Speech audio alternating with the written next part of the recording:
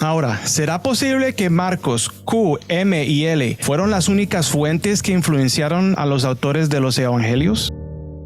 ¿Y dónde hay evidencia de las fuentes Q, M y L? Bueno, en este episodio vamos a resumir la obra del Dr. Dennis R. MacDonald, quien propone una solución al problema sinóptico con lo que llaman criticismo mimesis o emulatio en el latín. Así que no te lo quieres perder, comencemos con el intro y inmediatamente comenzamos.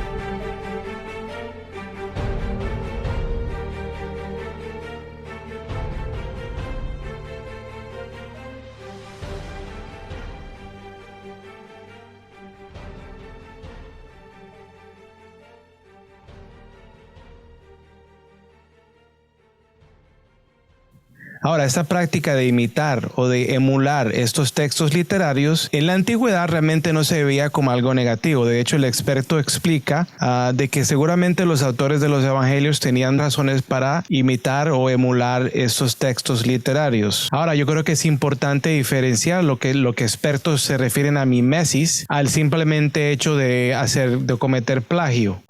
El experto explica de que realmente en ese tiempo el hecho de que los autores de los evangelios adoptaron o utilizaron como patrones o como fuentes literarias estos relatos de la literatura grecorromana no necesariamente hubiese sido algo malo. De hecho, el experto dice que lo importante es cómo la audiencia hubiese interpretado esas imitaciones. Y en ese tiempo la audiencia hubiese quizás identificado esos patrones, y lo que esto hace es profundizar o embellecer muchísimo más el personaje de Jesús. Porque de repente la gente empieza a no leyendo o aprendiendo información completamente nueva de este personaje, sino también hubiesen escuchado ciertos elementos que ellos hubieran en ese tiempo identificado como algo que ya conocían y dicho, oh wow, entonces Jesús es como una clase de Eneas, Jesús es como una clase de Dionisio, Jesús es una clase de Apolo o un tipo de Apolo. Y esta práctica de emular a otros personajes es algo que inclusive ya se hacía, e indudablemente existen muchos textos que hacen referencia a Jesús y lo pintan como un Moisés o como Adán, etcétera, etcétera. Entonces, dentro del mismo texto bíblico hay evidencia de mimesis. Y lo que los expertos ahora están concluyendo es que los autores del Nuevo Testamento, empezando por los evangelios, no solamente utilizaron el Antiguo Testamento como referencia, sino que también utilizaron la literatura greco-romana para reforzar el argumento que se está presentando acerca de Jesús. Este segundo ejemplo vamos a estar leyendo de el Evangelio de Marcos, capítulo 6, versículo 32 al 44. Y cito: "Y se fueron solos en una barca a un lugar desierto, pero muchos los vieron ir y los reconocieron. Entonces muchos fueron allá a pies de las ciudades y llegaron antes que ellos y se juntaron a él.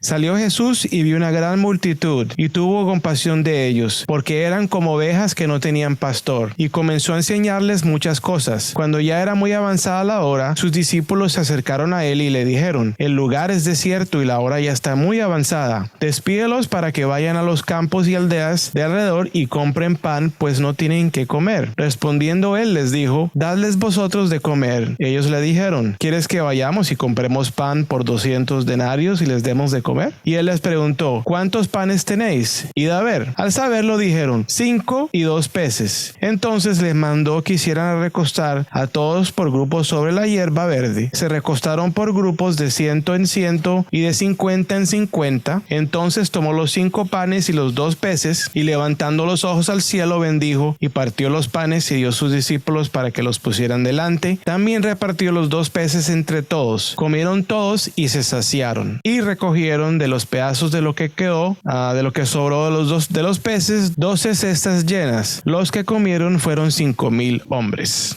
¿Okay? Bueno, ese es entonces el texto bíblico, el cual el experto aquí menciona de que lo más seguro es que el autor de este evangelio utilizó como referencia a una de las historias en la Odisea. Ahora, no en toda la Odisea, pero en una sección de la Odisea, donde el contexto es básicamente lo siguiente. Está uno de los personajes principales llamado Telémaco, quien en ese momento se encontraba muy intrigado del bienestar de su papá, de su padre, quien se encontraba en la guerra, porque había una gran sospecha. Es más, gente estaba en su pueblo acusando de que, no acusando, sino afirmando de que estaba muerto, y en ese momento se encontraba un montón de gente tratando de pedir la mano de la viuda. Entonces estaban persiguiendo a la viuda y el hijo Telémaco le interesaba saber si realmente su padre estaba vivo o no. Bueno, el caso es que la diosa Atenea y Telémaco se montan en un barco y hacen un viaje hacia una isla donde le van a preguntar a soldados que están regresando de la guerra en Troya. Entonces, en el momento que por primera vez llega Telémaco y la diosa Atenea a la ciudad costera gobernada por el rey Néstor, el cual se conocía como el pastor del pueblo, sucede lo siguiente. Cuando arribó Telémaco con su tripulación a la arenosa Pilos, la ciudad construida por Neleo, quien era un rey, de hecho era conocido como el rey,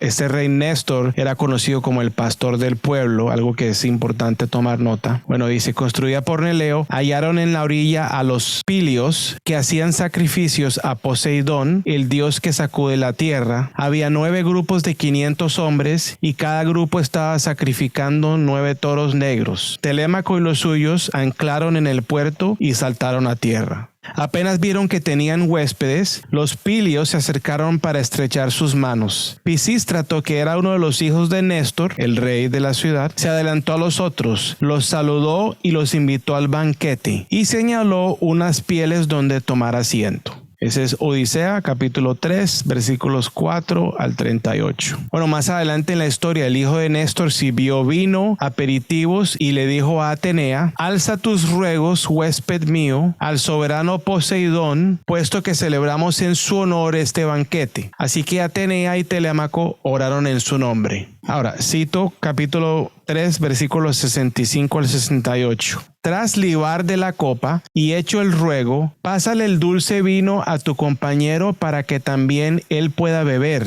invocando a los dioses inmortales, porque todos los hombres necesitan la ayuda de los dioses. Telémaco habla con Néstor. Tras realizar las libaciones, Atenea y Telémaco comieron y bebieron a sus anchas. Una vez que estuvieron satisfechos, así les habló Néstor. Sé que al igual que Telémaco, el Jesús de Marcos navegó hasta una orilla en la que se reunían miles de personas, 4,500 en Pilos y 5,000 en el mar de Galilea. Ambos grupos estaban formados solos por hombres y en ambos casos los hombres se sentaban en grupos, 9 grupos de 500 o varios grupos para comer y lecho de jardín por lecho de jardín, por cientos y 50, dice el texto. Jesús desempeña un papel similar al del hijo de Néstor cuando hizo que todos se reclinaran sobre la hierba verde en la orilla, que sería más cómoda que las piedras. Las oraciones preceden a ambas fiestas. Jesús vuelve a demostrar que es un superhéroe al convertir los pocos panes y peces en la comida para 5,000 hombres. Y en el caso de la historia en la Odisea, Néstor simplemente pudo alimentar a los hombres porque era un hombre rico. Ahora, como les dije anteriormente, hay un segundo narrativo en Marcos que habla de una gran alimentación. Y este se encuentra en Marcos capítulo 8, versículos del 1 al 9. Y cito: en aquellos días, como había una gran multitud y no tenían que comer, Jesús llamó a sus discípulos y les dijo: tengo compasión de la gente, porque ya hace 3 días que están conmigo y no tienen que comer. Y si los envío en ayunas a sus casas, se desmayarán en el camino, pues algunos de ellos han venido de lejos. Sus discípulos le respondieron: ¿de dónde podrá alguien saciar de pan a estos aquí en el desierto? Él les preguntó: ¿cuántos panes tenéis? Ellos dijeron: 7. Entonces mandó a la multitud que se recostara en la tierra, tomó los 7 panes y habiendo dado gracias, los partió y dio a sus discípulos para que los pusieran delante. Y los pusieron delante de la multitud. Tenían además unos pocos pececillos, los bendijo y mandó que también los pusieran delante. Comieron y se saciaron y recogieron de los pedazos que habían sobrado dio 7 canastas, los que comieron eran como 4,000 y los despidió. Bueno, el experto ahora correctamente identifica que el modelo que Marcos utiliza para esta segunda fiesta fue el comienzo del capítulo 4 de la Odisea. Esta hace referencia a la fiesta de Menelao, quien fue el último guerrero en regresar a casa después de la guerra en Troya. Virgilio imitó esta fiesta al componer el banquete del rey Evandro para Eneas y sus tropas, en Eneas capítulo 8, versículo 90 al 305. Telémaco, esta vez con el hijo de Néstor, Pisístrato, fueron a Esparta donde se encontraron con otra celebración. Y cito, apenas llegaron a la vasta y cavernosa Lacedemonia, fueron derechos a la mansión del glorioso Menelao y halláronle con muchos amigos, celebrando el banquete de la doble boda de su hijo y de su hija ilustre. Así holgaban en celebrar el festín dentro del gran palacio de elevada techumbre, los vecinos y amigos del glorioso Menelao. Así holgaban en celebrar el festín dentro del gran palacio de elevada techumbre, los vecinos y amigos del glorioso Menelao. Cuando un esclavo se enteró de la llegada de 2 extraños, preguntó a su amo qué debía hacer con ellos, diciendo, dime si hemos de desuncir sus veloces corceles o enviarlos a alguien que les dé amistoso acogimiento. Replícole poseído de vehemente indignación, el rubio Menelao, desunce los caballos de los forasteros y hazles entrar a fin de que participen del banquete. La venerada despensera trájoles pan y dejó en la mesa buen número de manjares, obsequiándoles con los que tenía guardados, el trinchante sirviéndole platos de carne de todas suertes y puso a su alcance áureas copas. Y el rubio Menelao, saludándolos con la mano, les habló de esta manera, tomad manjares, regocijaos. Así dijo y les presentó con sus manos un pingüe lomo de buey asado. Aquellos echaron mano a las viandas que tenían delante y cuando hubieron satisfecho las ganas de comer y de beber. Bueno, esos fueron capítulos 4, versículos 55, 57 al 60 al 68. No puede ser casual que detalles de la historia del banquete de Néstor que no se encuentran en la historia de Menelao aparezcan en la alimentación de los 5,000 y no en su relato gemelo. Del mismo modo, detalles en la historia de Menelao que no se encuentran en la historia de Néstor aparecen en la alimentación de los 4,000 y no en el primer banquete. La explicación más satisfactoria, según el experto, es que Marcos está imitando la epopeya de algún modo. Bueno, veamos ahora una comparación de los textos lado a lado que incluye el experto en su libro. Nuevamente estaré leyendo la Odisea y luego el texto correspondiente en el Evangelio de Marcos. Estamos básicamente mirando capítulo 3 de la Odisea, versículos 1 al 67 si los quieren checar, y de Marcos capítulo 6, versículo 32 al 44. Ok, en la Odisea, Telémaco y Atenea navegaron y desembarcaron en tierra. En el Evangelio, Jesús y sus discípulos navegaron y desembarcaron en tierra. En la Odisea, los personajes encontraron una gran multitud en la playa de 4,500 hombres. En el Evangelio, según Marcos, encontraron una gran multitud en la playa, aproximadamente 5,000 hombres. En la Odisea, Néstor era conocido como el pastor del pueblo y en el Evangelio Jesús tuvo compasión de la gente diciendo que era como ovejas sin pastor. En la Odisea, cuando la multitud vio a los forasteros, corrieron a saludarlos y en el Evangelio, cuando la multitud vio que Jesús y sus discípulos se iban, ellos corrieron también a saludarlos. En la Odisea, Pisístrato ordenó que sus invitados se sentaran en hierbas verdes.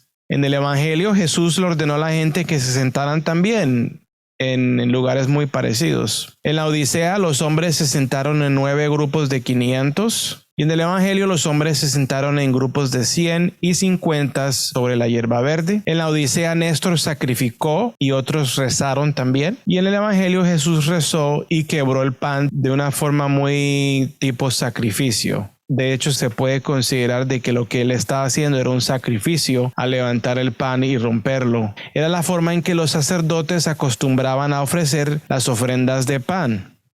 En la Odisea tomaron la carne y repartieron la comida. En el Evangelio Jesús tomó los panes y los pescados y los repartió. Y finalmente en la Odisea todos comieron hasta quedar satisfechos, e igualmente en los Evangelios todos comieron hasta quedar satisfechos. A pesar de las grandes similitudes que existen entre estos dos relatos, es el segundo relato que se encuentra en Marcos el que comparte más con el segundo banquete de Homero. Este segundo narrativo lleva como título El banquete de Menelaos y se encuentra en la Odisea capítulo 4, versículos del 1 al 70, y el pasaje paralelo en el Evangelio de Marcos se encuentra en capítulo 8, versículos del 1 al 10. Veamos la siguiente comparación. En la Odisea, en lugar de navegar como hicieron en la primera fiesta, Telémaco y Pisístrato viajaron por tierra hasta Esparta. En el Evangelio, en lugar de navegar como hicieron para llegar a la primera fiesta, Jesús y sus discípulos viajaron por tierra para llegar al lago. En la Odisea, un esclavo quiso despedir a la gente por miedo de que no tuvieran suficiente comida, y en el Evangelio de Marcos, los discípulos quisieron despedir a la multitud porque era imposible comprar suficiente pan. En la Odisea, Menelao se negó a despedirlos sin comida, e igualmente en el Evangelio Jesús se negó a despedir a sus invitados sin que estuvieran alimentados. En la Odisea, a diferencia del festín de Néstor, en que la multitud era solo de hombres, la celebración de Menelao incluía a mujeres y niños. En el Evangelio, a diferencia de la primera fiesta, en esta aparentemente habían también mujeres. En la Odisea, los esclavos llevaron pan, vino y carne y los repartieron. En el Evangelio, Jesús tomó pan y pescado y sus discípulos los repartieron. Y finalmente en la Odisea, todos comieron hasta quedar satisfechos, e igualmente en el Evangelio, según Marcos, todos comieron hasta quedar satisfechos. Ahora, ¿qué estará tratando de hacer el autor del Evangelio al emular esta historia de la Odisea? El experto afirma de que, además de presentar a Jesús como el gran anfitrión, así como Néstor y Menelao, el autor del Evangelio lo presenta como un superhéroe, porque además de ser un gran anfitrión como Néstor y Menelao, Jesús tenía el poder, como un superhéroe, el poder multiplicar los alimentos, algo que los demás no pudieron hacer. Entonces ahí está el contraste, porque realmente no se trata de copiar el texto como si simplemente el usar las palabras le fuese a dar un valor intrínseco, no, sino que también se trata es de en qué se parece y en qué no se parece, o sea, en qué se diferencia, cuál es ese contraste. Sí, Jesús era como el gran anfitrión, en este caso, como Néstor, pero la razón por la cual Jesús pudo alimentar a toda esa gente era porque tenía el poder de multiplicar los alimentos, lo cual eleva el estatus del personaje que se está hablando. Y eso no es todo, porque si sigues leyendo el Evangelio te das cuenta de que hay muchísimos más ejemplos donde Jesucristo es comparado con personajes que formaban parte de la literatura grecorromana, que se conocían en ese tiempo, que ya eran personajes famosos, que el simple hecho de asociarlos trae de por sí ese elemento que lo hace especial. Así que hemos llegado al final de este episodio. Quisiera compartir con ustedes muchos más ejemplos, porque realmente hay muchos más ejemplos que investigar, pero realmente yo creo que es suficiente por ahora. Si les interesa saber más acerca del tema, mándenme preguntas o hagan comentarios y sugerencias, y seguramente en algún futuro podremos regresar a este tema. Así que esto es todo por ahora. Que tengan un feliz fin de semana y nos vemos en el próximo episodio aquí en Los Ateólogos. Chao, chao.